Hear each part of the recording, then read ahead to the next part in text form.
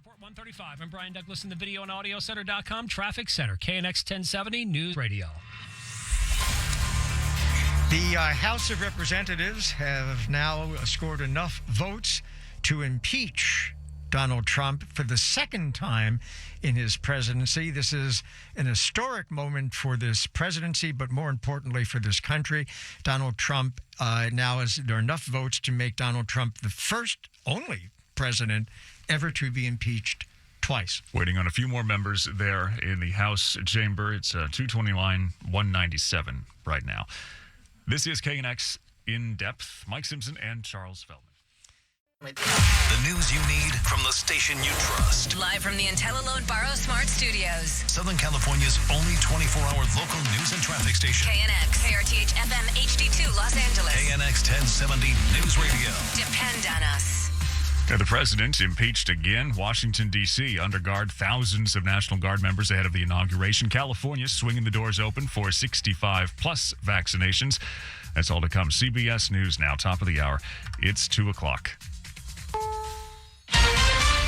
This is CBS News on the Hour, your home for original reporting. I'm Matt Piper in New York, and we have breaking news. On this vote, the ayes are 232. The nays are 197. The House has voted to impeach President Trump, and 10 Republicans voted yes. For more than 3 hours, lawmakers debated. Democrats were unanimous in supporting impeachment. House Leader Steny Hoyer. Vote for this, for America, for history. Most Republicans, though, rejected the idea, accusing Democrats of simply wanting to go after Mr. Trump. California's Tom McClintock. I cannot think of a more petty and gratuitous act. Only one GOP lawmaker, Dan Newhouse of Washington, went on the floor to speak in favor of impeachment. He was critical of Mr. Trump. Last week there was a domestic threat, and he did nothing to stop it. In the end, the article was approved, and Donald Trump became the first president to be impeached twice. Steve Futterman, CBS News. It now all heads to the Senate, where it likely will not be voted on until after President Trump is out of office.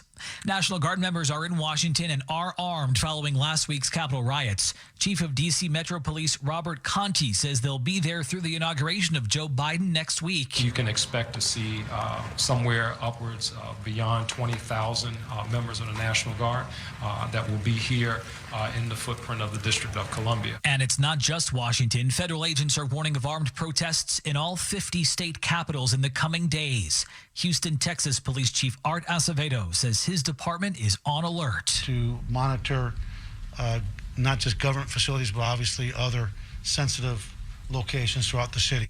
as lines form for Americans to get vaccinated.